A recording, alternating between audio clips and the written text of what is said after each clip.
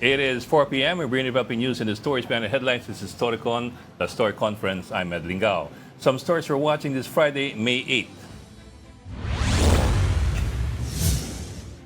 Motorists may get a rollback in diesel prices next week. An industry source told the Philippine Star that the diesel prices could go down by 6 to 8 pesos per liter after 4 days of trading in the global oil market. Final adjustments will be announced on Monday, May 11. President Bongbong Marcos formally opened the 48th ASEAN Summit in Cebu today. In his opening remarks, Marcos said the gathering comes at a, quote, defining moment as the region faces growing global uncertainties, including the escalating conflict in the Middle East. Marcos said ASEAN must respond with unity, wisdom, and resolve, and stressed that the region's strength comes from its ability to work together in times of crisis. Meantime, on the sidelines of ASEAN, Marcos and Vietnamese Prime Minister Le Min Hong agreed to establish a rice trade mechanism between the two countries. This aims to ensure a stable supply of rice at a fixed price until April 2027. And speaking from The Hague, VP Sara Duterte says the Marcos administration is not doing its job. Her statement came after reports that the Philippine national debt rose to 18.49 trillion pesos, while the unemployment rate reached 5%. Duterte accuses President Bongbong Marcos of failing to focus on governance. The VP also fired back at Palace Press Officer Claire Castro after the latter questioned her comments about the 2028 elections and urged her to review the Constitution. Duterte says the public should not pay attention to Castro, accusing her of being, and we quote, papansin. Castro, however, defended herself, saying she was only responding to questions from the media. Lagi ko sinasabi na kapag si Claire Castro ang nagsasalita, huwag niyong pansinin. Kasi pag pinapansin niyo, nafe-feed yung kanyang papansin na ugali. Nagdadala siya ng kahihiyan sa ating bansa. Kasi kapag nagsasalita siya, nandyan yung seal ng Office of the President. Actually, wala tayong papansin na ugali. Sumasagot lamang tayo sa mga questions na nanggagaling din naman sa media. At katulad niyan, pinansin niya ako. So, kailangan kong sagutin, hindi ba? Siguro kaya lang ganyan siya magsalita kasi medyo behind siya masyado. May kasabihan nga tayo, di ba? Yung the brain operates on a use it or lose it principle. So, kaya siya, hindi tayo nagtataka kung bakit medyo behind siya sa mga updates, mga current events, sa mga ginagawa ng Pangulo at ng gobyerno dahil hindi nga siya marunong gumamit ng computer. And joining us today is Storycon's resident political agitator, Mr. Rol Llamas. Ikaw ba marunong mag-laptop? Natuto na. At saka hindi ako vice president. Walang ako. Ang tawag mo, pilyong pilosopo. Mukhang hindi ko marunong gumamit ng cellphone. Marunong. Minsan lang nalilito ako. Dahil yung style ko pa rin, yung iPhone 2 eh. Wala namang iPhone 2 ah. May iPhone 2 ba? Dati. May iPhone 2 Simple ba? lang. Simple lang. Ginagamit mo lang siya for texting, gano'n. And dami na palang functions eh. Oo, dami ng functions. Si Tito Ronald, hindi rin siya marunong gumamit ng microphone kasi nalilimutan niya na may microphone siya. Ayan o, yan. Yung kulay itim na yan, tawag yan, microphone. Okay. So dapat pag nandiyan yan, hindi ako bubulong-bulong sa'yo. Huwag kang bubulong sa kaliwa lalo kasi nasa kaliwa ang microphone. Hindi na po. I'm not perfect like the principal eh. Namimiss mo lang eh. Wala nang kumakampas sa akin. Walang humampas sa'yo, no? All the way from Uzbekistan. Next week ba si Principal is back? Hindi pa? Matagal-tagal si Principal. So, while the Principal is away, the true ones will play. Diba? Tanong natin si Ami Pamintuan, ang editor-in-chief ng Philippine Star. Hi, Ami. Hi. Happy weekend. Hi. Oo. Happy weekend. Happy weekend. Kanino ka ba natatawa, Ronald? Kay Ate Claire o kay BP Sara. Parang pareho. Aliw na aliw ka. Pareho. Ito, Ami, ikaw ba marunong mag-computer? Ah. Computer, siyempre naman. Sigurado lang ako. Pareho silang pareho silang nagpapapansinan daw. Nakakatawa, di ba? Pag yung nag-aaway ang dalawa, huwag ka na pumagitna. Oy, Oo ano ba? nga Huwag ka na pumagitna. Dahil mahirap eh. Oo. O, baka guess na naman natin Sino yan. naman ha? yan? Hindi si Melvin Matibag. Pero, official din. Pero hindi si Melvin. Sana sinagot mo na. Hindi ko makikinig eh. Di ba? Eh, may mic ako, sabi mo eh. Dapat hindi ko sinabi yan, di ba?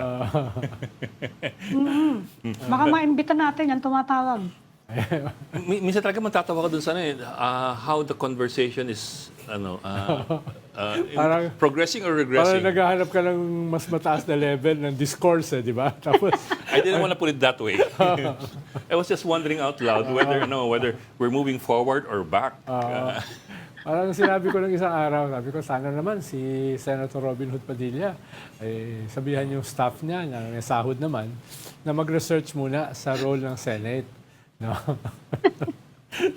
Pero mukhang matutuloy yun, ha? Ronald, mukhang yun ang game plan nila eh. Mag-oppose, Na baka nga harangin yung convening eh. And role ng minority. Pero hindi lang yun. Yung role ng Yeah. minority is to oppose everything.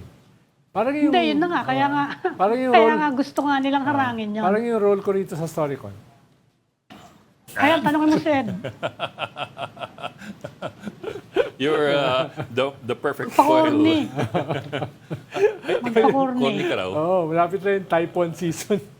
Tama na yun, please. Nabili na yan, ha? Ibili daw tayong more missiles, sabi nung Alam mo, AFP. isang linggo na yan. Oh, Pwede yan. pa. Di ba? Hindi, istorya ngayon, they want more missiles. Tayo. Tayo. Alam mo, hindi ganyan kasimple ang missiles eh. Ang missiles kasi, hindi lang siya missile. Meron siyang support system eh. Diba? Meron siyang Yun yung spare Typhoon. parts. Oh, diba? The Yun missile yung is the Typhoon bullet. system. Baka akala mo kasi bumili ka ng isang bala, okay na yun. Diba? Iba yung missile. The missile is the bullet, iba yung barel, iba yung bumabarel. At At iba yung masinta. At iba yung kwan. Yung technical backup nun. May computer system yan. Meron niyang mga... Radar system. Oo, hindi siya ganun kasimple. Lalo na kung Iron Dome. Yung ang purpose mo ay hindi lamang offensive, kundi defensive. Mas complicated yon. Tsaka yung guidance system yan, hindi yan Waze, ha? Hindi yung parang nag-Waze ka lang. Yeah. Parang, how do I get there? What's the nearest route? Google, pwede Google Maps. O Google Maps. Hindi yung ganun. So, it's a lot more complicated than just getting a missile Saka launcher. i-maintain mo yan, tapos iti-train mo yung mahahawak. Dahil kasi baka mamaya ang mabomba mo yung bahay ni Manny Mogato. Oo, si Mugs. Si Mugs na napuntirin mo. Pag magkamali ka, halimbawa, pinalipad nila from Leyte, di ba, to Fort Magsaysay. That's 600 kilometers. Oo, hindi ganun kasimple yan. Baka mamaya, tamaan dyan yung opisina ng Philippine Star. Oo. Malapit kami sa airport, marami ditong mga pamblock. Ang sabi ng Maraming pamblock dito. who was it who said, I think it's the colonel that we interviewed, hindi ata yun eh. Basta somebody said from Balikatan na wala talagang payload yung pinalipad nila na Tomahawk cruise missile coming from Leyte. Kaya maliit lang explosion, siguro yung explosion was the result of the fuel, the remaining fuel inside. Pero otherwise, Wala siyang warhead. Wala talagang payload. Wala siyang warhead. Warhead rin. Pero, medyo bakal pa rin yan kung tamaan yung bahay mo. Oo nga. Yeah. Pero kasi there were some people who were saying, ba't ang lit ng sabog? Una, malayo kasi yung kuha. Wala siyang warhead. Paano lang talaga? Hindi naman necessary yung warhead that Testing lang ng that kind of system. Tinesting yung system. Yeah. Parang si Ed, may mga fake na warhead dyan eh. Dala mo ba? Dala mo ba? Niniregaluhan ako mga fake. Yung mga nababali pag nabagsak. Ganun. Oy, Ronald, galing ka sa Baka France, tayo. hindi mo ba nakita yung bahay doon niya noon? Laki-laki daw. Bahay ni Saldico. Saldico. 10 rooms. Along Champs-Élysées. Oo. Pero, ang Di ba naman, nakita? yung mga yan, daming bahay niyan, daming mansyon. Anong gagawin mo dyan? Hindi mo na matitirhan lahat. Tsaka ako, okay na sa akin yung may isa ka, dalawang private space, di ba? Uy, parang akala mo yun lang. Doon yung mga paborito mong libro, Nandun yung... 10 kwan room mo. yan, 10 Diba? room. Pero na, okay ka na rin Well, eh. according to John Vic, 10 rooms na baka abutin ng 200 billion pesos. Diba? Ah. Anong gagawin mo ron? Diba? Hindi naman dahil lang nitpick ako dahil wala akong ganon. Pero hindi ko ma-appreciate kung anong consciousness yung kinakailangan mo, no? Sa ganong klaseng kalalaking mga mansyon na hindi mo na mabilang. I suppose Baka in part marami siyang eh. bisita ron eh. Oo. Hindi, Kung kahit marami nakikitira, di ba? marami kang bisita eh. Ano kasi Epstein, no? Ano kasi Putang Epstein. But well, limitado rin yung oras mo, marami ka rin ibang ginagawa, meron ka rin career, di ba? But po, I suppose in part it's it's the desire of people to acquire more than it is Accumulate. accumulate. Oh. Accumulate, no? It's- Kaya hindi na moderate yung greed, Mm. no? Saka kaya niya because he can afford it. Ako hoarder Well, din. he has a lot of money. Ako hoarder din ako, pero hoarder ako ng book sale at saka ukay. Di ba? Ako, order ako ng Lazada. Yung makakabili ka ng tunay na leather jacket for 150 pesos, 200 pesos. No? How can you go wrong, di ba? Yung gano'n. Tapos makakabili ka sa ukay, sa flea market ng mga treasures, di ba? Na bibili mo ng 1 euro, 2 euro, mga old cameras. Oo nga. Di ba? Ganda. Hindi ka makakatanggero, magiging hoarder ka talaga. Sa abroad, ang usapan natin. Sa abroad, tsaka dito. Meron din dito. Yeah. Dito Dyan kasi bawal ang ukay eh. Dyan sa Technically, Kamyas. bawal ang ukay. Yan sa Kamyas, Hindi Makati, ba, Marikina. ang dami-dami ukay dito. Yeah, Timo? I know. Alam din ni Ukay Girl, eh. Oh. Pero technically, Dami-dami bawal ang dito. ukay sa Pilipinas. Baka naman para sa kanyang investment yan. Kasi dyan sa Champs-Élysées, hindi naman bumababa ang property, pataas lang yan ang pataas eh. Hindi, pero usually investment yan, para kanino sa'yo. Matanda ka na rin, di ba? Give or take, may pamilya eh. meron kang Dynasty yan eh. Kanya nga, meron kang 10 productive years. So, sa mga nepo babies mo, siyempre gusto mo rin yung mga anak mo, magkaroon din ng defining moment, yung they earn their keep, di ba? Ay, hindi yung lahat They na lang make your own name. isusubo Hindi naman mo, ganyan di ba? dito. Diba? Oh. Dito puro gusto mana Kaya nga lahat. Nepo baby. Mana lahat. Yun Pati nga, yung kaya title nga- sa Kongreso, minamana. Yeah, kaya nga Nepo baby. Kaya nga wala rin silang defining experience, di ba? Yung hindi ka na test under fire, no? Lahat parang sinubo na lang sa iyo eh. Anong klaseng tao ka? Habang lumalaki ka, di ba? Hindi naman judgment, pero parang may problema eh, no? Imagine mo, meron kang bahay sa Champs-Élysées. Ang alam ko lang, Champs with cheese. Oo. Ay, sus, Mariones. Pakorni na naman. Patay Akala po mo na, siya lang, no? patay po, no? Halimbawa, kami nila Ami, naglulupa kami nung college, di ba? Tatrabaho kami sa mga campus paper, di ba? May kaunti kang allowance, may kaunti kang scholarship, di ba? Mga ganun ba? Yung na-define ka Pero kahit may paano. attitude dito sa atin, di ba? Yung mga magulang, ayoko maghirap yung anak ko, kapareho ko. Gusto ko ibigay lahat sa kanya. Meron ganyang attitude eh. Yes, pero Diba? hindi rin natin ibibigay lahat, 'di ba? Yung half-half, 'di ba? Hindi naman kasing hirap ng dinaanan natin, pero hindi naman kasing langya ng mga iba. Paano? Wala rin silang Kung wala silang karanasan, 'di ba? I think you'd like to empower your kids, Yes. not to what's the word for it? Not Pamper. to pamper, but empower. Mas parang parang mas American mindset yan eh. Yung mga bilyonaryo sa US, pinamimigay yung pera at yung mga anak ko, maghirap nga kayo para maintindihan nyo yung Pero may Diba? kilala May rin ganyan ako. sila eh. May kilala rin ako mayayaman na gusto nila magtrabaho yung mga anak nila. Oo. 'Di ba? Yung gusto nila, may defining moment din yung kanilang mga anak. Yung hindi masyadong For hindi example, masyadong nepo. Si Jackie Chan, di ba? Oo. Ang laki ng kinita na niyan over the years. So, how many decades pagmula ng Drunken Master? Pero nga, hindi Drunken nga Master. Pilipino yan eh. Dito, pagdating nung children, someday all this will be yours. Mas Pero si common Jackie yan Chan, ang kanyang bilin his kid will not get his mana. You have to make your own money. Sabagay wala akong Yan, karanasan. hindi Pilipino ang yan eh. Ako wala akong karanasan sa mana. Wala pa akong namana. Ako rin. Well, ako not much. But my dad died really early. Mga magulang ko, yung tatay ko, niwalang pera sa bangko yung tatay ko, teacher eh.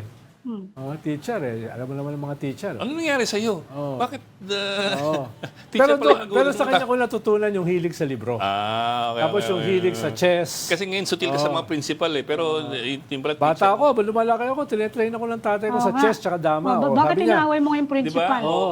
itong paliwanag ka dama, ngayon. itong dama, tactical yan. Itong chess is strategic. Ganun ang laman. Ito yung battlefield. Ito yung gera talaga. So, doon din ako tinetrain. Ito yung war room, ito yung ganyan. yung on the ground. Tapos bago kami matulog, pagkatabi kami ng kwarto, tutula ka. Paubusan kayo ng tula. No, kung sino unang maubos, talo. Siya yung magluluto. Parang balagtas yan. Parang gano'n. Siya magluluto ng sinangag.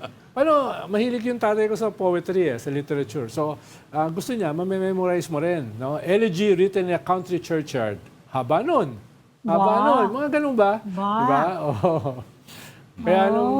Kaya nung binanggit ni... Sige nga, recite mo nga yun.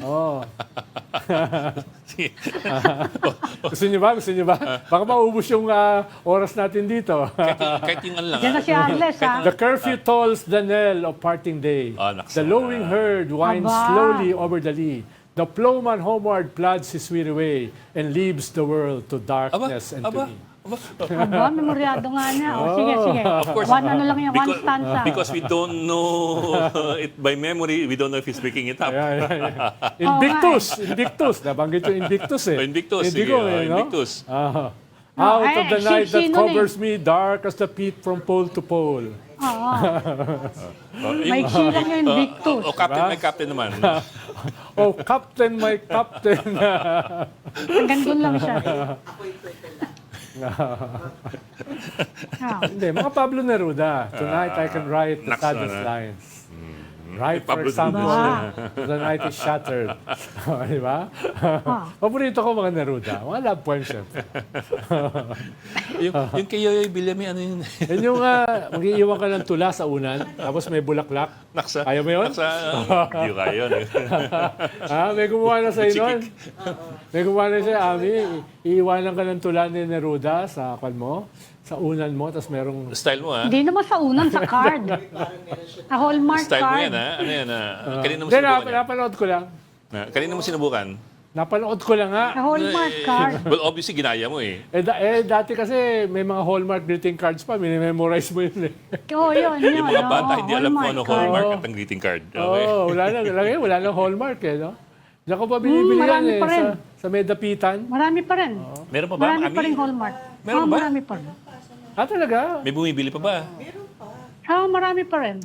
Paano pinapadala? Sa Hindi, Koryo? ngayon kasi lahat sa kwan eh. Nasa internet na eh. Snail mail.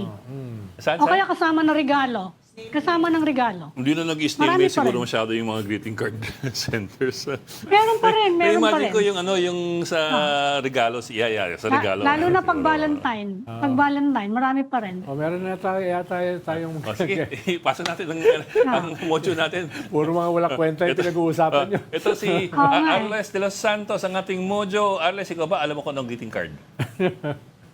Yes, syempre, Bok Ed, no? Alam nyo, konting chika lang bago tayo pumunta doon sa balita. Kapag ka ngayon kasi yung mga bagets, no? Kapag ka may mga greeting card na ganyan, mas mas romantic. Kasi usong-uso na ngayon yung mga chat lang or video May call. mga pamangkin ako eh. Correct. Gusto Mas nila, romantic gusto na yan nila ngayon. nakakatanggap ng handwritten. Kala namin, Arles, na wala na yung ganyang klaseng tradisyon eh. Meron pa, tapos kapag ka nakatanggap ka ng Bumabalik siya, letter, di ba, Arles? tama, kapag ka Bumabalik siya. nakatanggap ka ng handwritten letter, ikikip mo yun hanggang ilang taon, tapos kapag ka titignan mo pabalik, parang mangingisi ka na lang, sinunod ko to or natanggap ko to. Arles, kanina mo sinubukan yan. Unless ghosting ka, di ba? Exit mo na, Anong Corona. ghosting? Okay, teka, ito importante tanong to.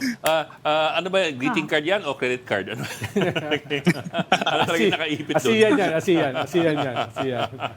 Asiyan muna, Asiyan. Ganda ng Nakita ko yung mga background mo, pictures. Arles. Nakita ko yung mga pictures Ganda mo, niyang Arles building, eh.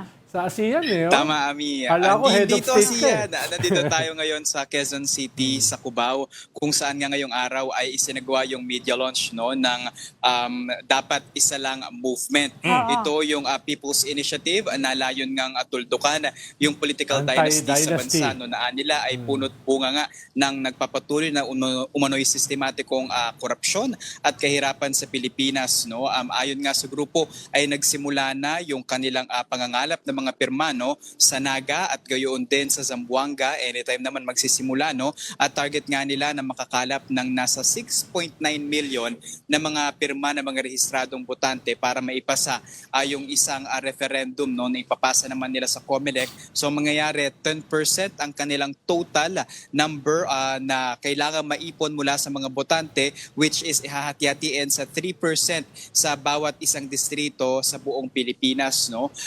Ayon sa kanila ay tila nga hindi genuine o tunay yung anti-political dynasty bill na gumugulo ngayon sa Kongreso na nasa second degree of consanguinity and affinity lamang yung pinagbabawal o nililimitahan nga na tumakbo sa politika. No? At tila nga naging legitimized pa ito sa iba't ibang mga level at division ng ating lokal na pamamahala. No? Sa kanila hanggang 4th degree of consanguinity. Isa lamang pwedeng tumakbo sa national and isa lamang para sa local. So isa para sa either president, vice president, senador, or party list, and then sa local naman no, or yung provincial na tinatawag, isa lang para sa governor, and then the rest bawal nang makatakbo ng under the same family name. No? Kailangan din sumunod doon sa cool down na tinatawag. No? Hindi pwedeng parang back-to-back terms ka. Kailangan another set of officials yung tatakbo sa paparating na halalan. And target nila na matapos nga ito no, within this year kung kakayanin para hopefully makaabot daw sa barangay election at sangguniang kabataan election and hopefully lalo sa 2028 elections. So Arles, yung tinutulak nila yung original bill ni Chel Jokno, Congressman Chel Jokno, at saka Laila de Lima. Yung hanggang 4th degree of consanguinity. Paano yung naaprubahan kasi sa Kongreso ay yung hanggang 2nd degree. The BOGD, ano ba yun? Yes, the BOGD and Sandro Marcos version. Sandro Marcos version. At yun ay tatalakayin na sa BICAM with the Senate version. No? Pero Ed, baka pwede mong ipaliwanag muna ng kaunti. Ano ba ibig sabihin ng People's Initiative? Ayun nga eh. Ikaw yung learned. Kasi we've had several attempts at the People's Initiative for various reasons in so many decades since the 87 Constitution. And none of them have progressed beyond the collection of signatures. Wala pa nga tayo sa verification eh. Diba? Never pa umabot sa verification. Yes. Paano? Sabi nga ni Arles, 10% nationwide, 3% per district. Tapos, pag yan ay nakuha, i-verify yan ng COMELEC. Pagka-verify ay dadaan sa isang referendum or plebiscite. So, several stages yan. Ang problema, parang hindi na ganun kahaba yung panahon. Oo nga eh. Kasi by next year, kung target nila is to have the collection this year, by next year, 2027 na. And that's already, almost campaign period. That's a year and a half before January. It's a year and a half before the elections. Pero yun, Mr. Leonard, paliwanag mo muna kung anong People's Initiative. It's the third system of amending the Constitution, the third way of amending the Constitution. But it empowers people to be the ones to propose a constitutional amendment. Directly. To initiate. People's Initiative. Like I said, it's been several times that we've seen this being initiated for various reasons, among them to extend the terms of so many people and all that. But this time we're looking at the People's Initiative for a bill that apparently one provision lang. A bill that apparently is not very popular among legislators. Latest na nangyari yan, late 2023 at early 2024. Namatayan noong 2024. Diba? May People's Initiative na walang gustong magpakilala bilang originator. Ano nga ba ito? Ito yung Well, identified yan indirectly with Speaker Martin Romualdez. Oo. Yung pinakahuli. Pero Ami, ang problema, walang nagki-claim. Di ba? Saka ang problema doon, yung overall amendment yun ng Constitution, rewriting of the Constitution yan. Yes. Ito Kasi isang when you open provision the lang, door. yung constitutional provision on political dynasties. Tatlo Yun kasi lang. yung paraan Constitutional Convention, elect mo yung mga uupo sa isang Constitutional Convention para baguhin yung Constitution at pag nabago, dadaan sa plebiscite. Yung isa ay Constitutional Assembly. Yung both houses of Senate at saka House magko-convene para baguhin yung Constitution at yung mababago nila dadaan uli sa plebiscite. Diyan usually hindi magkasundo. Whether voting separately or voting together. Kaya kahit yung CONAS... Ayaw yan lagi ng mga senador. Yes. So, Ayaw nila yan. Susunod naman Kasi talo daw sila. itong People's Initiative. Bok, let's run to the procedure again. So 10% dapat, but of the 10%, Nationwide. 3% Minimum. from each minimum, di ba? From Minimum. each Each congressional district. district. And you're looking at what? 250 congressional districts? 254 Bok Ed, to be exact. May bago na dagdag Tapos kailangan mo i-verify yan na... Comelec, kung tama ba yung mga signatures. Oo, kaya hindi pa tayo umabot doon kasi medyo mabusisi rin yun eh. Check mo yan kung ikaw ba talaga dito sa distritong ito. Dahil halimbawa, kung ipirma ako doon sa libro ni Manny Mugato, pero hindi naman ako author. So medyo madugo ng Wala konti yan. pa silang mechanism, Arles, para mapabilis yung verification. Kasi yan lagi problema dyan How do you verify the signatures? Baka Actually, pinalalagay nila yung national ID or something para madali.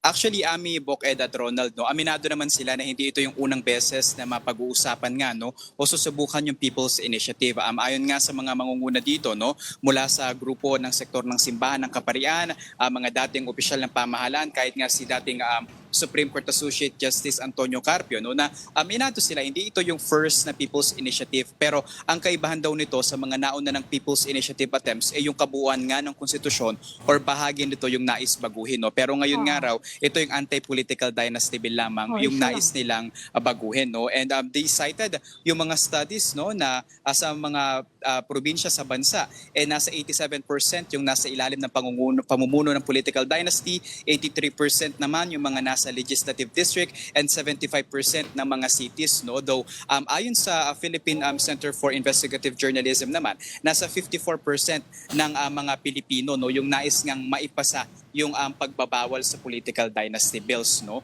So they're hopeful. Pero aminado din sila na baka maging concern din yung budget. Kasi on their estimate, nasa 16 billion pesos daw ang inaasahan nga na magagastos para sa pag-validate ng mga pirma, yung sa referendum, and 16 mahaba-habang billion. proseso ito, and parang eleksyon ulit ito sa buong Pilipinas, di ba? Specifically, hindi lang isang distrito, kundi 254 districts like what we've mentioned. No? Pero on the modes, na binabanggit natin, they're planning na isagawa ito sa mga simbahan at mga eskwelahan, no? So kailangan pumirma sila doon, and then parang may ID tayo na nakita, and parang form or approval na kailangan nilang pirmahan para ilagay doon yung kanilang mga detalye. And kabukod pa dyan, they're also looking on the possibility na gawin din ito online para maging mas wide yung reach nito. Though kailangan naman doon i-establish yung isang website para syempre no, mapag-uploadan ng kanilang mga file, ng kanilang mga signature. If we're not mistaken, pati ID kailangan doon, no, para talagang verified talaga. And aside from those challenges na pwede rin nilang ma-encounter, no, when they're doing the People's Initiative campaign signature, yung collating nito, siguro tama din nabanggitin nila noon na kanina nabanggit nila no na yung 6.9 na kanilang target for the 10% ng registered voters sa Pilipinas itataas nila yan ng 11% or 7.5% para magkaroon sila ng buffer. So sumobra man, mas okay, pero kung kukulangin, baka another legwork naman yon, but at least for them, gusto na nila magpakasigurado. No? Limitado din yung oras at panahon, pero tatrabahuhin daw nila ito. No? At tuloy-tuloy naman yung kanilang koordinasyon sa iba't ibang mga grupo at kung maaari sa iba't ibang mga lokal na pamahalaan sa Pilipinas. But have they coordinated already with COMELEC for kasi in the end, verification nga yung madugo eh. I also see former Commissioner Louie Guia there dun sa panel eh. Yes. Have they coordinated with COMELEC as to how intend to go about the verification? Is there any way to facilitate the verification na hindi kailangan isa-isahin? Alam mo yun? Kasi you're looking at districts all over the country. Correct. Hindi pa natin nakukuha, Bok Ed, no, yung yung parang other side ng verification process nila with COMELEC, yung pinaka blow by blow detail nito, no. Pero nakipag-coordinate naman na raw sila sa COMELEC, no. And kung sasabihin nga na wala raw itong pondo, meron naman daw prescribed doon sa GAA natin na sinasabi may contingency fund na pwede silang pagkunan kung kakailanganin ng pondo, for example, sa mga bagay na gaya ng People's Initiative or yung referendum nga na tinatawag, no. Pero at least for them, talagang gusto muna nila, no, na masimulan at gumulong itong People's Initiative for what they call a genuine anti-political dynasty bill. Arles, nagsalita ba si Justice Carpio? Yes, Ami, no, nagbahagi naman siya ng ng mensahe, no, dito nga sa press conference kanina, and kasama sa mga nabanggit kung paano nga nagiging sistematiko talaga yung mga sabwatan, and syempre yung ilan sa mga korupsyon and yung concentration ng power, no. And kahit nga sa kanilang briefing ng iba pang mga opisyal, no, binigay nila yung mga site nila dito na malaki talaga sa bahagdan ng mga local government units ng pamahalaan ay concentrated yung power sa iisang pamilya lamang or dadalawa man, which makes living difficult para sa ating mga kababayan. May lumalabas bang leader dyan sa grupong yan? Meron bang nag-emerge na leader? So far, Ami, wala naman kasi iba't ibang grupo ito no. Nakita natin kanina, nandun yung One Sambayanan, which is nandun nga si Carpio. Meron din dito yung Simbahang Lingkod ng Bayan, Clergy for Good Governance, Democratic Insights, Justice Reform Initiative, and the Hiraya. So marami-rami talaga itong mga grupo, no. Even grupo ng kabataan makikiisa rin dito. Meron silang representative kanina, no. And parang talagang iba't ibang sektor yung magtutulungan, hoping for this referendum to go along, even though mahal-layo-layo at mahaba-haba talaga, even sa press conference kanina, but they remain hopeful naman. Okay. Ikaw, Bok, any more? Okay na. Okay na. Yun lang, ayun nga. Magandang initiative yan, pero yung Literal initiative. Hindi lang ideal yung panahon. Dahil last 2 minutes ka na Oo, Bok, 2027 next year. Usually maganda yan sa first 2 years. Para meron kang time, meron kang leeway. At yung energies ng tao, mapofocus. Dito kasi meron kang anti-corruption, meron kang ICC, meron kang impeachment, meron kang 2028 elections, etc. With limited resources and limited energies, saan mo i-invest? Pero makaka-influence din siguro siya doon sa ongoing. Kasi gumagawa ngayon ng batas, di ba?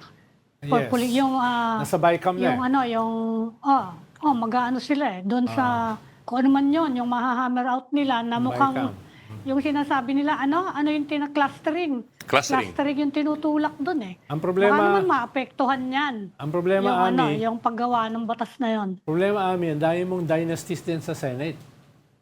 Diba? Oo nga. Dahil mong dynasties sa House. Yun yung mga uupo sa BICAM. Diba? Kaya siguro... Tingnan natin kung mahiya dyan sa ganyan. Tingnan natin. Medyo optimistic si Ami. Ed. Glass half full si Ami ngayon. Glass half full ako. Glass half full. Mas optimistic siya kaysa sa typhoon season. Pwede ba tama? Sige. Parating na yung si Bagyong na. Conde. Bagyong Kaloy. Bagyong Conde. Si Bagyong Kaloy this weekend. Okay. Sige, goodbye na tayo kay Arles. Arles, good luck sa grupo. At naway ang initiative umandar. Okay, sige. Let's say goodbye to Arles de los Santos. Maraming salamat, Arles de los Santos, reporting live from Quezon City. Salamat, Arles. You're watching StarCon on One News. We will take a break. We will be right back. This is the Story Conference Group or the StoryCon Group.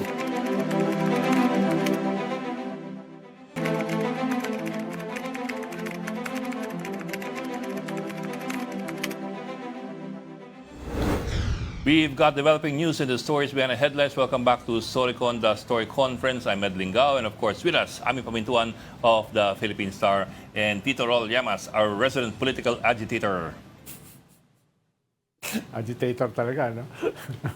Oh, and also joining us Ayun, today. tama-tama yun. Oh, di ba? Tama. Oh. Pambiyan talaga. Tama-tama yung agitator. Oo. Also joining us today is the editor of Rights Reports Philippines, Kaloy Conde, also formerly the correspondent of New York Times in the Philippines. Kaloy, magandang alam mo ngayon, hapon. And welcome to Storycon. Magandang hapon, fellow agitator. Hi. Nakamit ka ata, Kaloy. Oh, agitator din yan, si Kaloy. Hindi lang ako, Kaloy, I'm nakamit sorry, ka. magandang hapon lahat. Okay. Oh, yan. Kaloy, Okay na. we're bringing you in because I've noticed very spirited debate among colleagues in the industry about what's been happening, not just past few weeks but also the past few months. Actually, I'd like to broaden it pa nga eh. Past few years with regard to certain positions that media organizations have taken or have failed to take in these past few months. Can you give us kahit paano an overview Ano of ba yung- what this discussion is? Ano ba in terms of discussion? Ano ba in terms of debate? Para maunawaan ng mga tigapakinig na. Lalo yung mga journalist. Are you asking me or are you I'm asking you. me? I'm asking you. Yeah. In layman's terms, if we can digest it for the general public. Well, sa lumalabas nga kayo, we're talking about yung itong disinformation, specifically itong sa peanut gallery and all of that. I mean, the issue at hand here is, in fact, nakikita mo yan sa mga feeds sa social media, is whether PGMN is a legitimate media organization, a legitimate journalist operation. So I think that's a very important question to answer, and also, debunk some siguro myths about it, and then i-reinforce natin yung ating panawagan na need for more accurate and fact-checked information out there. Pero specifically kasi there was quite some discussion as of yesterday as to certain laws and certain regulations that we've been fighting over and fighting against in the last few months and years. Hindi lang PGMN, halimbawa yung Oo. kay Jason sa. Yeah. And even further back ako nga as far as yung the authority of Congress to issue franchises and so on down the line. All these things have been on the table for so long, pero let me just quote from an article by Kong Corrales that was published by your website. Hindi nabigyan ng atensyon ngayon itong mga isyong ito. Hindi sapat na bigyan ng atensyon. Or halimbawa, yung bilanggit mo, Kaloy, yung PGMN. Ang debate ngayon ay elevate ito sa usapin ng freedom of the press. Di ba? Sabi naman ng iba, hindi ganun kasimple. Parang Yeah. gano'n. Okay, isa-isahin natin Okay, sa usapin nung itong kay Jason sa for instance. Maraming medyo mainit na debate nga ito lately dito sa ating mga social media feeds whether dapat bang ipagtanggol si Jason sa ng mga media groups given his medyo sordid na background and history, Ang yung commentary ni Kong na sinulat niya for Rights Report ay specifically was bringing up the point na sabihin nyo na kung ano man ang gusto nyo sabihin kay Jason at wala naman tayo sinasabing santo siya. Kaya lang issue dito na nag-agree naman ako ay yung batas, yung Cybercrime Prevention Act na it's a blunt weapon na ginagamit to use a term by Kong na hindi lang nagagamit sa mga tipong kagaya ni Jason na siguro kailangan talaga panagutin. Pero sa mga ordinaryong Pilipino na rin at syempre mas mahalaga yung against journalists, and there have been cases where the Cybercrime Prevention Act was used. I mean yung pinaka high profile dito yung kay Maria Ressa, although it was a different provision sa batas na yan, but it's the same law which only shows na depende ang paggamit ng batas nito, whether to use it as an accountability tool or an harassment tool ay nakadepende sa kung sino ang nasa poder. So yun ang punto naman ni Kong. Hindi naman niya sinasabi na dapat mag-rally behind tayo kay Jason kasi napatunayan na naman talaga na medyo may mga kalokohang ginawa itong mamang ito in the past. But that's not the point. Sabi nga dun sa artikulo niya, hindi naman namimili ang batas kung anong quality ng tao na tatargetin niya. Andyan yan. That's why it's called a blunt weapon. Now, on the case of the PGMN nga, itong freedom of the press na ini-invoke nila, I mean, siyempre kalokohan yan, tingin ko, bilang isang mamamayag na rin, at bilang, of course, magkasama kami ni Ed dati sa Center for Media Freedom and Responsibility, at we're very aware na sa usapin ng press freedom, sa usapin ng free speech, may mga kaakibat na ano yan na kumbaga, mga Responsibilities. regulasyon.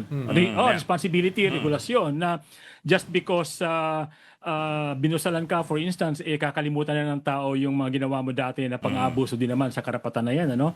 But I think malinaw, cut and dry naman yung case ng PGMN kasi it's a case of extortion. Yeah. Yung pag-i-invoke ni Mabanta ng freedom of the press, palusot na lang yun eh. They're trying to change the narrative, ini-spin na lang nila. Pero malinaw yung kaso, extortion, walang kinalaman sa press freedom. Yung kay Jason sa medyo may area pa na pwedeng pagdebatehan. Pero, Kaloy, ang gusto mo ba ay baguhin, i-overhaul o i-modify yung cybercrime law? Paano may mga cybercrimes na talagang medyo garapal, di ba?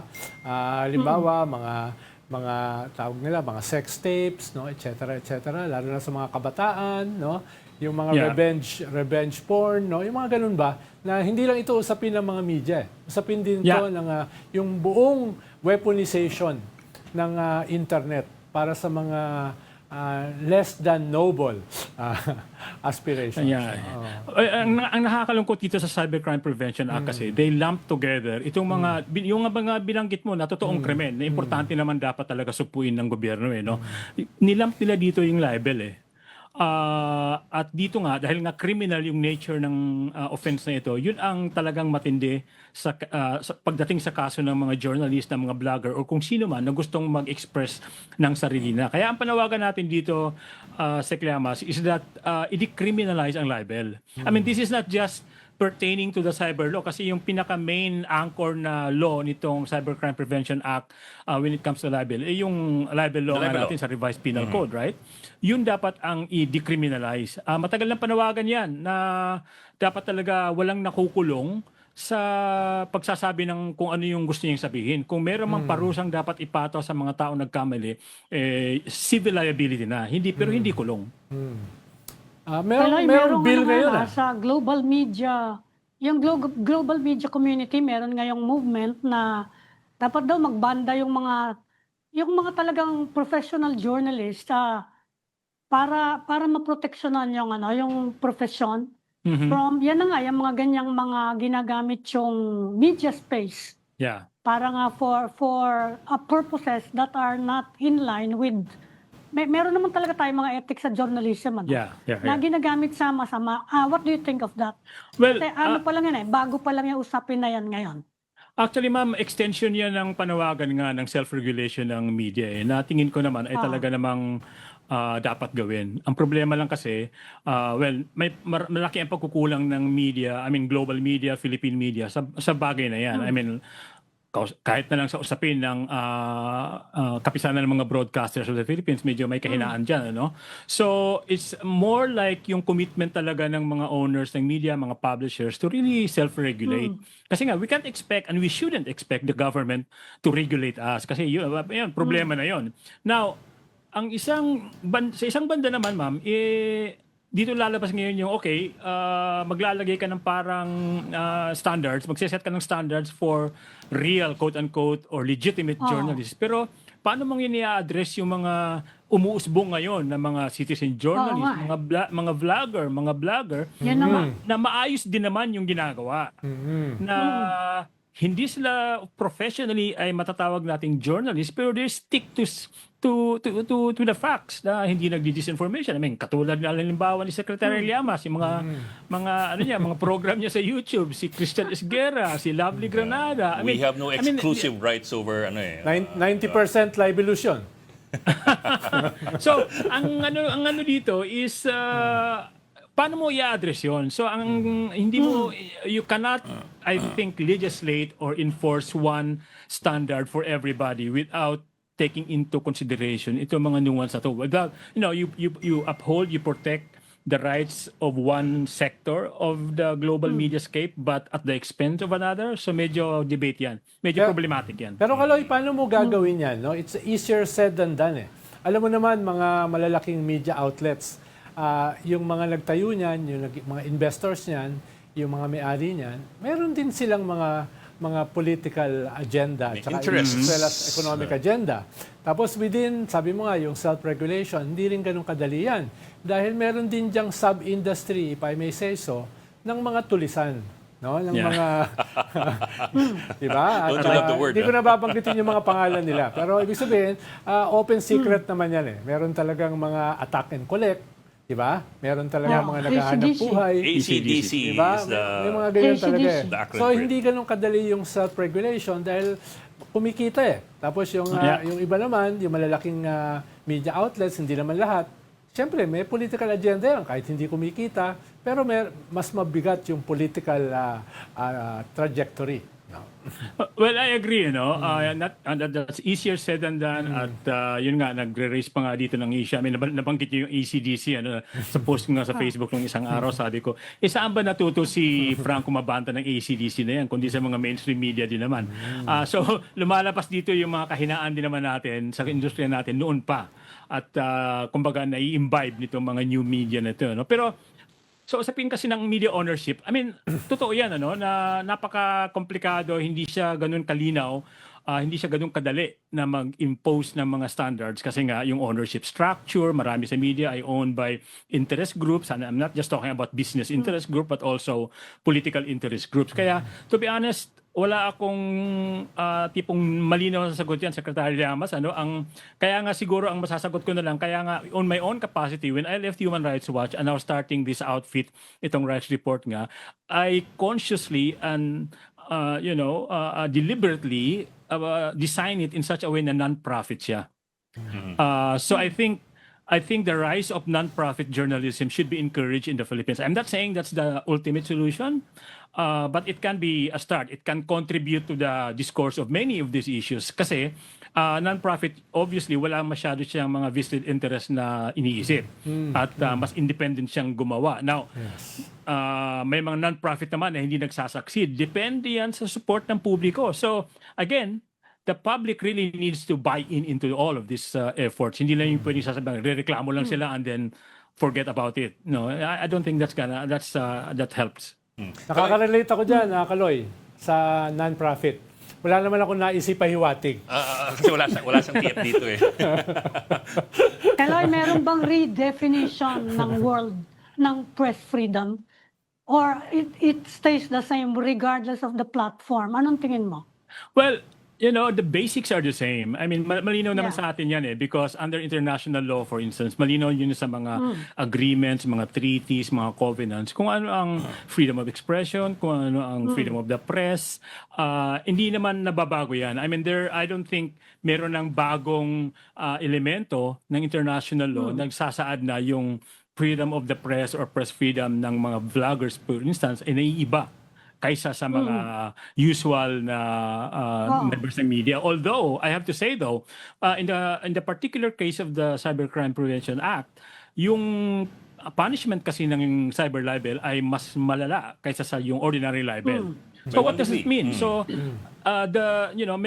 meron talagang room siya na either good or bad papunta yung pagre-regulate ng media. Pero going back to your question about kung ganun pa rin ba yung ating definition or standards of freedom of the press, I think hindi naman nagbago. Siguro yung yung how it is being practiced or observed. I think that's the change there. Like for instance, in the case of ito nga ni Franco Mabanta at PGMN, in-invoke kaagad kasi although hindi naman yun, bagong elemento yan.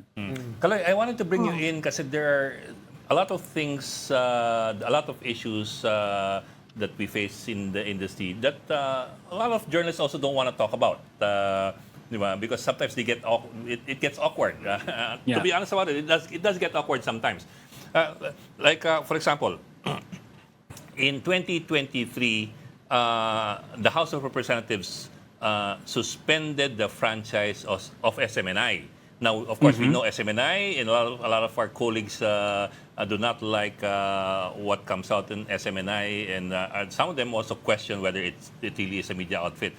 But Congress suspended the franchise of SMNI, although not completely, kasi of course it needs Senate approval, it needs the President to sign it into a law.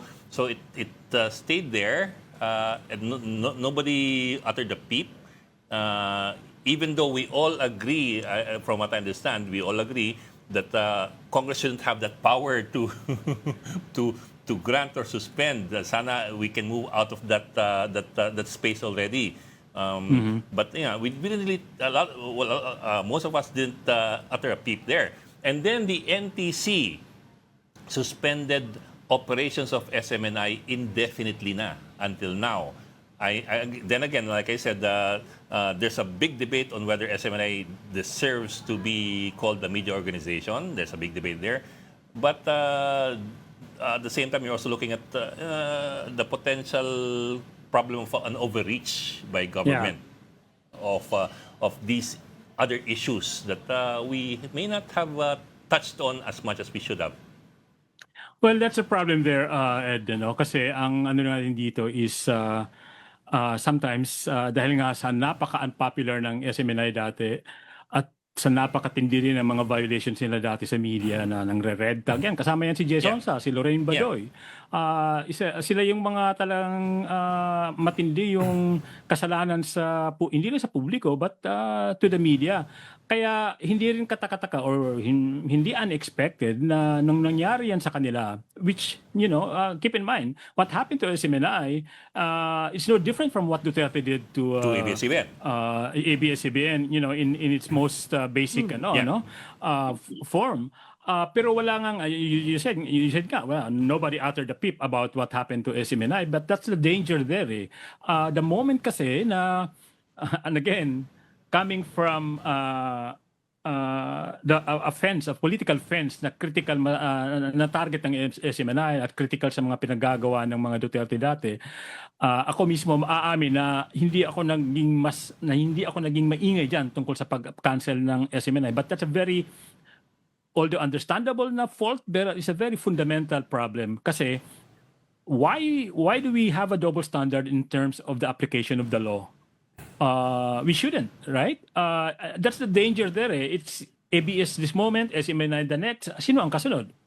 Ang ano dyan kasi, if we don't rail against the injustice being done, regardless of who is the target, and this is quite this is at the heart of what's happening with Jason now. If we don't raise a hell about it, you basically are upholding what they're doing, what the government is doing. You're basically upholding a law that is unjust.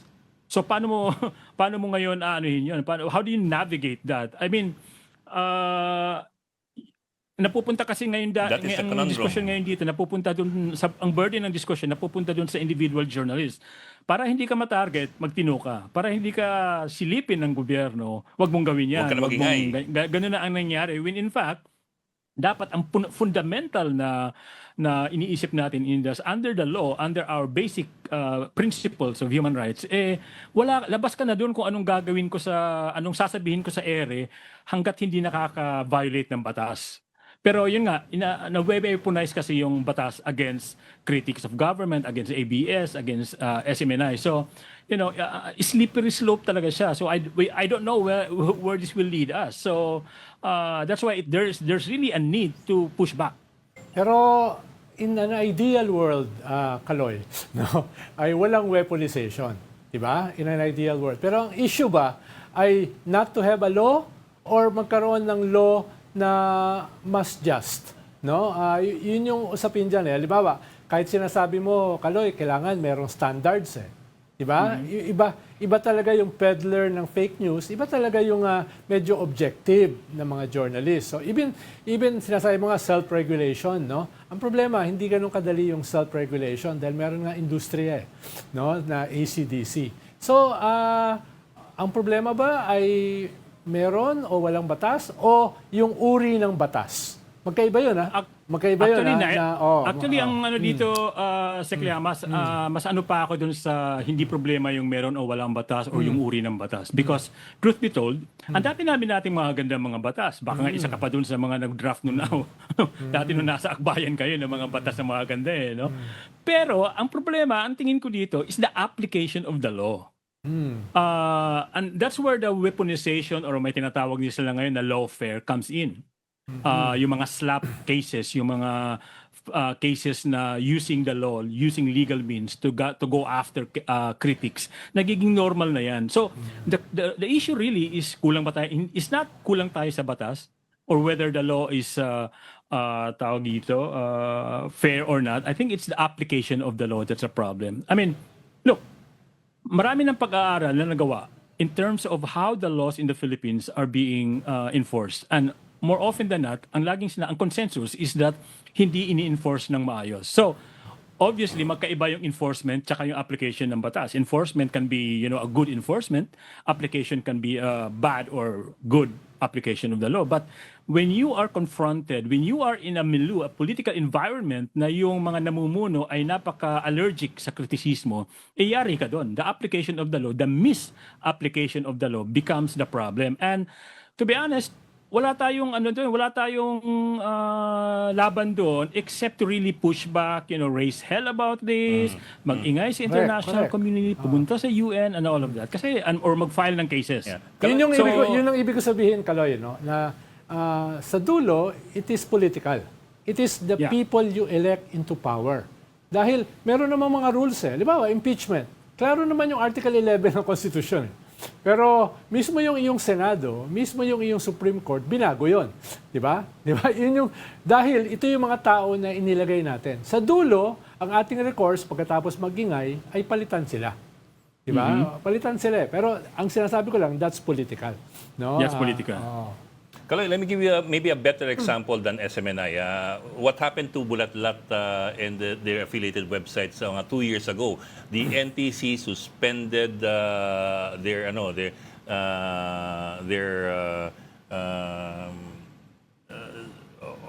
suspended the websites. Take down. Of Bulatlat and several other affiliated websites. Because apparently, NTC still has that power to do that. Yeah. Well, medyo may nuance ng konti yung nangyari sa Bulatlat, if I believe, no? Hindi siya tipong napakalinaw na case na, halimbawa yung sa Rappler, na nangyari sa Rappler na kinasuhan sila or some other website na tinake down. No? Ang Bulatlat kasi, disclosure lang, I was one of the founders of that website. Yeah. Ang Bulatlat kasi ay known for its progressive and leftist politics and journalism. And, natatarget din siya in the same manner na tinatarget din yung mga leftist groups na nalalump siya doon. Now, that's not saying that what Bulatlat is doing is not journalism. I think it's doing a remarkable job reporting underreported issues, agrarian reform, human rights, and all of that. In fact, nag-ano na nga sila parang nag-rebrand sila na human rights journalism yung approach nila. But it is an easy target ng national security establishment precisely because of the political component of this. Yeah. May vulnerability ng ganun ang Bulatlat. So, ang tanong ngayon dito is that why are we allowing the NTC to do that? Why is the NTC taking its cue from the National Task Force on Ending Local Communist Armed Conflict or from the National Security Establishment? Kasi yun if you look at the harassment na experience ng Bulatlat over the years, it's always related to insurgency. It's always related to the red tagging and all of that. I mean, Bulatlat is one of probably the most red tag news organization in this country. And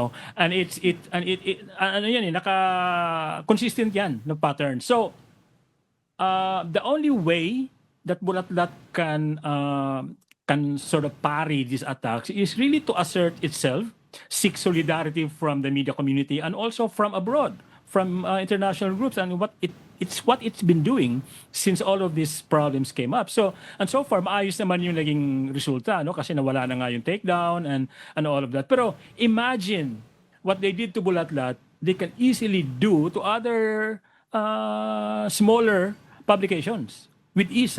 So Again, it's the application of the law.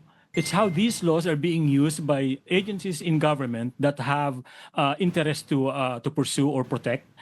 It's the application of the law na didetermine ng mga agencies ng ahensya ng gobyerno na ang tingin sa mga progressive journalists or media like Bulatlat kaaway ng Estado. Yeah, so Yun ang ano doon. parang Yun ang anytime problema doon. if Congress does not agree with what you broadcast, Congress can suspend your franchise, NTC can suspend your operations, and so on down the line if they don't like what you do. Yeah. Ayun ang itatanong ko. Kasi may ganun ding debate, ano? Now, should Congress continue having the power to grant franchises to broadcast? Kasi sa iba, sinasabi nila, dapat NTC na lang yan eh. Although yun na nga, may criticism din sa pag-apply ng mga powers ng NTC. Ikaw, where do you stand on that debate? Kasi ayaw bitawan din ng Kongreso yung power nila eh. And, I'm not a lawyer. I'm not a lawyer, ma'am, but also I know that the government, under the Constitution, meron silang sa ere. Meron silang hawak sa ere. That I don't think that can easily be removed. Pero hindi ba lang yan, yung allotment lang yun dapat nung era ng Yeah, it frequency. should be ministerial and administrative. It should be technical. But, Again, but then again, you have an archaic law dating back to the 1930s or 40s pa. I think it's the radio, something Commonwealth Act on the radio Pang-assign lang frequencies. dapat ng frequency yung that nila. grants the dapat, Congress di ba? I don't know if exclusive there's right. been any precedents in other countries about this because in the US, for instance, yung yung NTC nila, in fact, yung ginagamit nga lagi ni Mr. Trump na pasara nila yung mga station using that congressional power nila.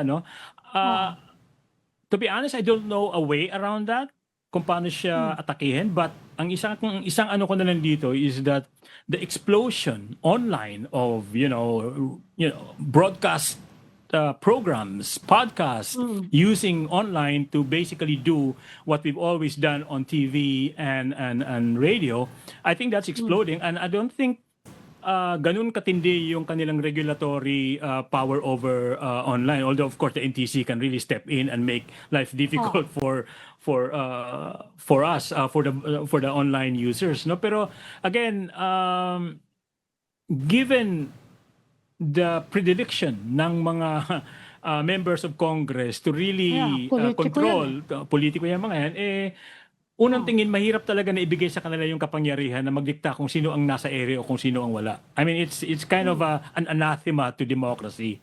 But, as I said, hindi ako lawyer and I don't have an answer, really. It's the Radio Control Act of 1931 that grants Congress the exclusive authority to give a franchise to radio and TV stations. Well, sabi nga ni Kaloy, ano ko dyan kasi, and also ma'am, yung kasing, andyan na yan yung legal regime na yan and medyo mahirap siyang iwasan ngayon. Kaya napupunta ngayon yung burden or yung onus of really asserting yourself dun sa mga media entities at media companies that really have to push back. Because kung hindi magpo-push back ang media, wala. The government will just run roughshod over all of us. It started with ABS-CBN. I mean, even during March, ABS-CBN and a few others were victims, and it never really stopped. So, pushing back, asserting your right, bringing this to the attention of everybody, really mag-ingay at mag-ingay, I think, is one key. Political organizing, I mean, I'm not saying na mag-rally ang mga media or anything, but really it takes a bit of political organizing in the media community to really study these issues, address these issues, find ways to work around these limitations within the bounds of the law.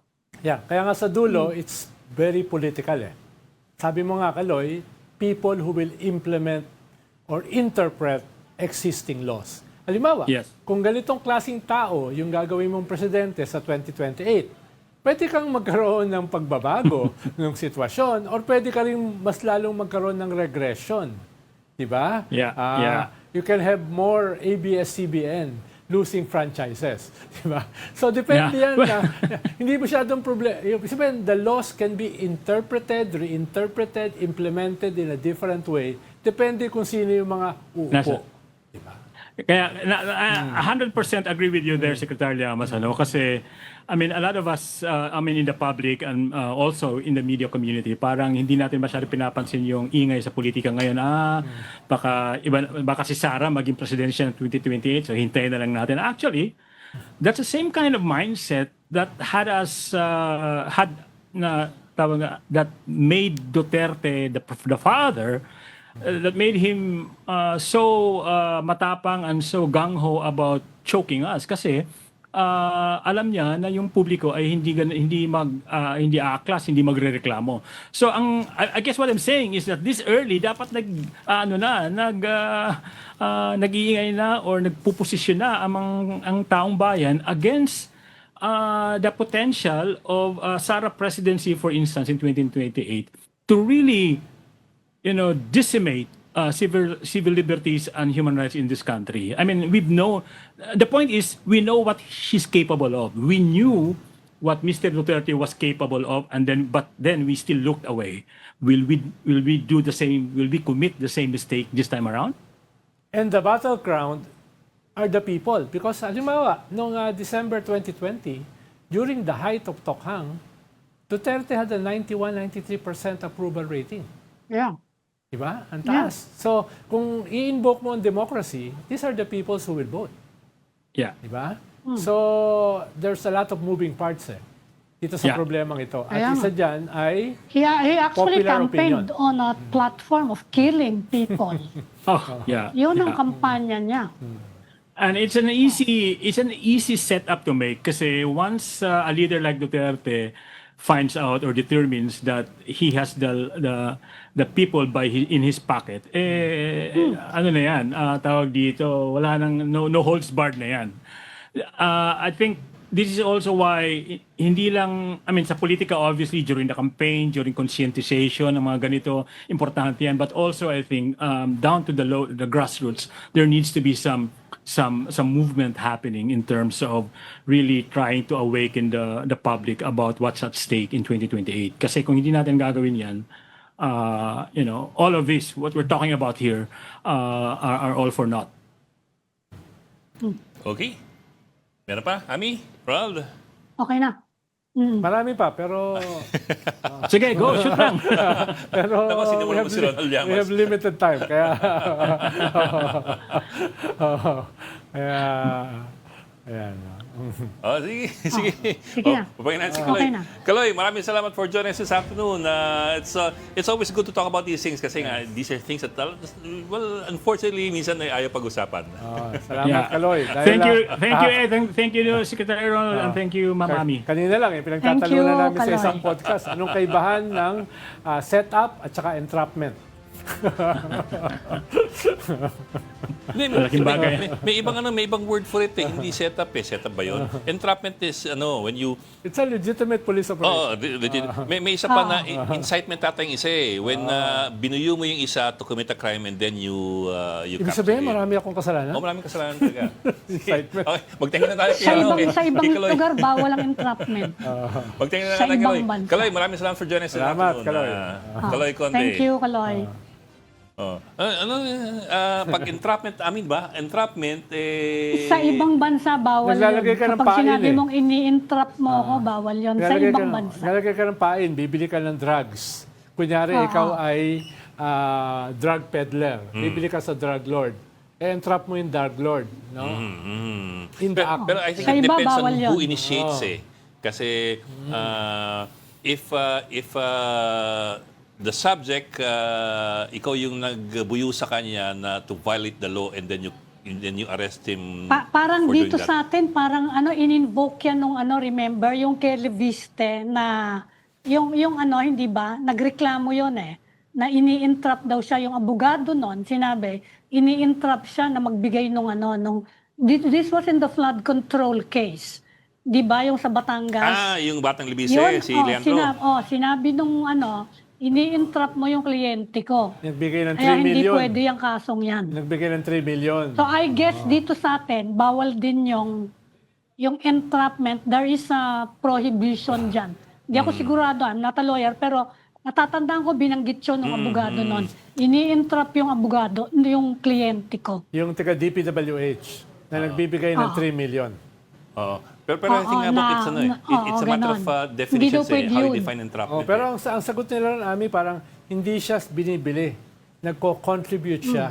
Diba? Ganun yung kanilang depensa. Nagko-contribute siya sa Hindi, isang parang something.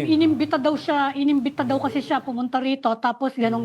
Nagkaroon ng ganong usapan. Ano na bang Na status? parang binubuyo ka na magbigay, parang ganon. Ano ba status ng kaso hindi na ko yan? alam. Oh, anong status nun? Wala pa. Wala pa. It's depende yan sa korte. crawling along as usual. Depende yan sa korte. Which is why nga, I Hindi think, siya necessarily bawal. Yeah. Wala pang resolution yung kaso. I think nga Wala the pa. clincher is who initiates it. If you encourage the suspect to violate the law, then that's illegal. Hindi, kung meron ka talagang hawak Pag yung ng drugs. ang nanghingi, Hindi, isipin, in-incite mo siya para ibenta. Yung possession ng drugs by itself ay illegal. oh, yeah. Diba? Iba yun. Yun, possibly entrapment yun. Pero meron kasing, I think there's also what Sting they call yun, sting. incitement. Sting When ang you tawag incite doon. somebody to violate the law Sting and yun, then you drug capture sting. him or you arrest him. o kaya yan na nga, kapag extortion, ikaw ang nanghingi, at binigay, hindi naman entrapment yun. So it's a matter of, I think, Iba naman yun. who initiates it or Oo, who... iba yun. No? who Meron instigates. yatang legal definition ng bawal na entrapment, saka yung legal entrapment. Yeah, so iba yung buy bust. Meron yatang ganon. Oo. Okay. Yung sting, yung drug sting. Teka, mag-gap muna tayo, Bok. We still have one gap to go. Sige. We are on until 5:30 p.m. So we still have mga 16 minutes to go. Sorry, I'll be right back after a quick break. Please stay tuned. This is the Story Conference Group or the Storycon Group.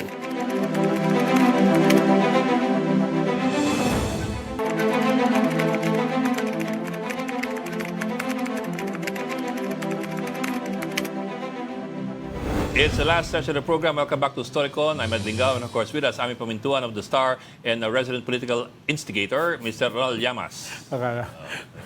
Parang pagkakasabi mo kanina, parang krimen yun. Ano? Incitement ang sabi ko. Perpetrator. Ganon din yun eh. Ganon din yun eh. Instigador, iba instigador. Di ba? Instigador can be a good or bad thing depending on what you instigate. Kaya nga, You might instigate depende sa mag-i-implement. Oo. Yung nga pinag-uusap. Sa dulo kasi, no, we are a country of laws. Pero yung mag-i-implement ng laws, ang problema. Halos lahat naman ng batas natin ganyan. Oo. Isa nga tayo May sa diferensya bansa. sa implementation. Isa nga tayo sa bansa na pinakamaraming batas eh. because we have so many Kaya nga, lawyers. ang dami-dami. Oo. Ang UK It's nga, either hindi na i-implement o mali yung implementation. ang UK nga Yan ang problema. walang written constitution eh. Oral yun eh. Di ba? Ah. Pero Ami, sa Lunes, very exciting, no? Impeachment Oo na nga sa eh. hapon, di ba? 200 na daw. Ano? Ilan na? Pero 250 hindi ba given na na ba? yung mangyayari sa Lunes? Mukhang lalampas ng 220. Botohan. That's your latest Oh. number? Mukha. Ano yung last year was what? Meron na 250? nakipagpustahan sa akin ng lunch kanina. Talaga? Sa isang podcast. 217 yata Sa eh. isang podcast. Di ba last sabi year ko hindi kasi- lumagpas ng 220? Sabi ko kasi lalampas ng 220. So ako magpapakain. Pag hindi lumampas, siya yung magpapakain. Sabi ko, ganito na lang. Pag lumampas ng 220, papakainin mo ako.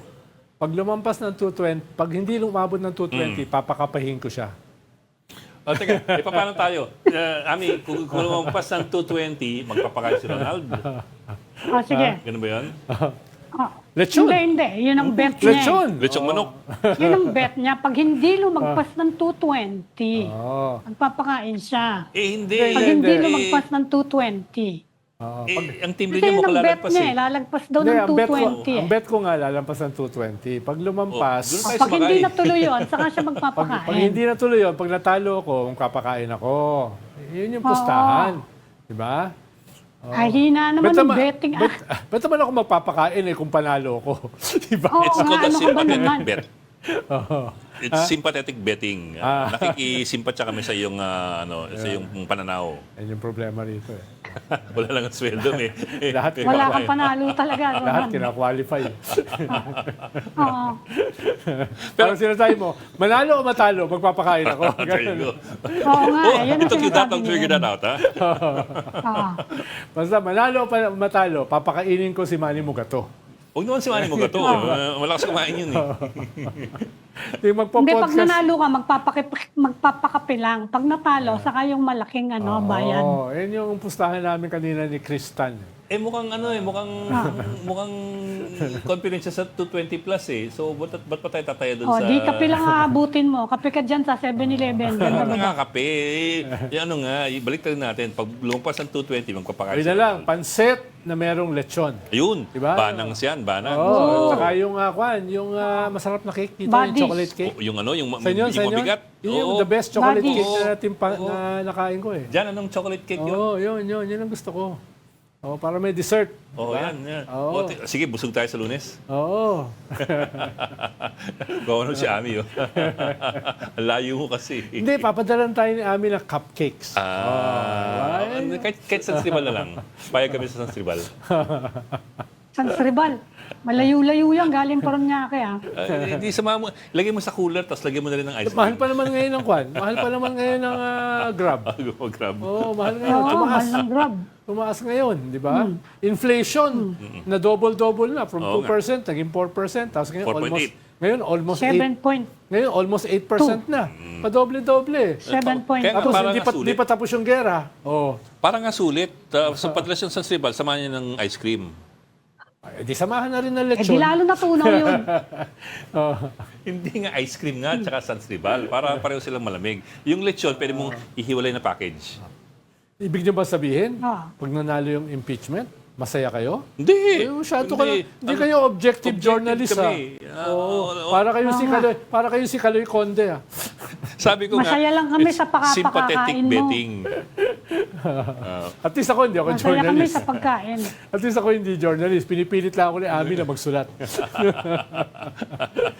You are a commentator, opinion maker. Alam ko ba, instigator. Ngayon, opinion. Di ba, every day is a different word. Agitator. Every day is a different word. Ang training ko, Agitator. journalist. Pero ang buhay ko, agitator. Sa mga hindi po nakakalam, si Rol Llamas ay dating editor-in-chief ng Tamasa ba? Lahat. Thomas. Lahat ng dyan- UST. Lahat ng dyaryo sa UST. Diyos me. Hudyat, The Flame, Barsitarian, lahat ng gusto mo. Kawawa naman. Journalism Society. Kawawa naman lahat. generasyong yun na dumaan sa US nung panahon. Tapos yung mga tinrain ko, ayun, yun yung mga naging tunay na journalist. Sila Jim Gomez, yan yung mga... si Jim Libiran.